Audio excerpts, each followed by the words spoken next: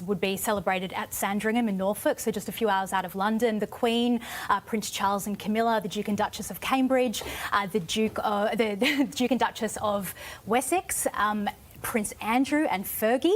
Right. None of that is going to take place as normal this year. So the Queen is only allowed to have 2 other royal households with her at Sandringham. And it sounds like she's picked Prince Edward and his wife Sophie, the Countess of Wessex, and their 2 children.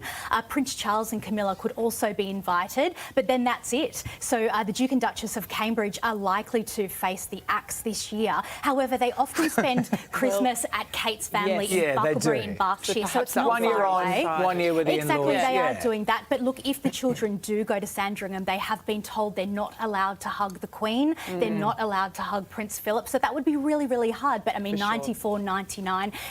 The Queen, though, has come up with a plan to get around those 2 household rules. So on Boxing Day, they have the Boxing Day hunt, which is where the royal family goes out. They shoot pheasant, they shoot deer.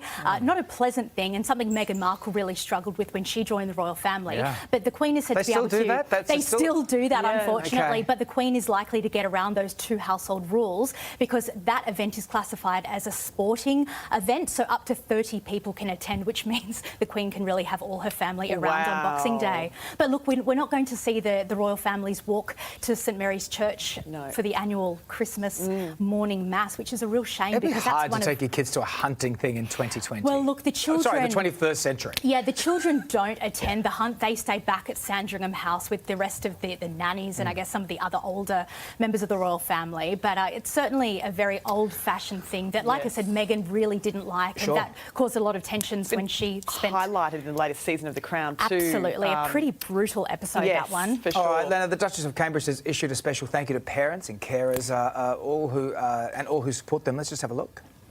What you do takes hard work, commitment and vision. It is a brave thing to believe in an outcome, in a world even that might not be fully felt for a generation or more. But what you do isn't for the quick win. It's for the big win. Well, look at that. She's really setting the foundation for her future as a Queen's Consort there. Absolutely. So Kate has been working on the early years for 9 years now. It was one of her first projects when she married Prince William in 2011.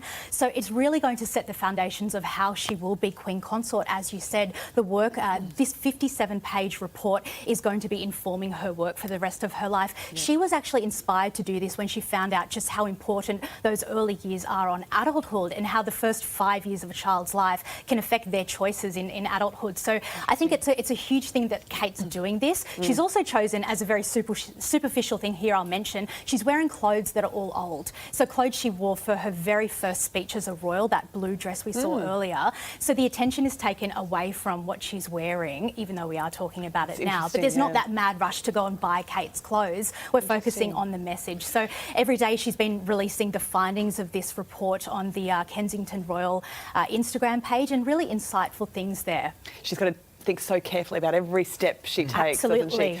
Jessica Mulroney, the BFF of Meghan Markle, has opened up about her friendship with Meghan, saying that the Duchess calls her, FaceTimes her constantly to check in on her. That's right. So Meghan and Jessica Mulroney have been friends for years, but Mulroney was sort of blacklisted a few months ago because she had a race row with a black social media influencer, and there was a lot of talk about how Meghan was going to dump Mulroney from her group of friends, but that does not appear to be the case. So Mulroney has spoken for the very first time about her friendship with Meghan, saying that yes, she does FaceTime the Duchess all the time, but she also admits to having felt a lot of shame with how the scandal has affected her. She has said that she is not a racist, and look, she says that she's also been accused of using a so-called superpower, in that Meghan is her protection against of a lot of criticism, which she has come out saying that I don't call that a superpower, I call it protecting my friends. A lot of TV networks have been trying to get interviews with Mulroney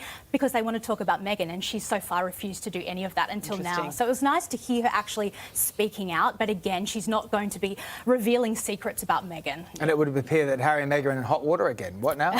So their Netflix deal, it all comes down to this Netflix deal. $200 million this is worth, but the problem here is that how Netflix has been portraying the royal family. And, you know, Harry and Meghan are being accused of being hypocritical because they are taking money from the streaming giant. It is their biggest show. Harry and Meghan need to make money now because they're no longer longer working royals. But look, that deal is coming to a one-year review in March, and the Netflix deal is said to be an issue of contention with the Queen and Prince Charles in particular, because they will be at that meeting.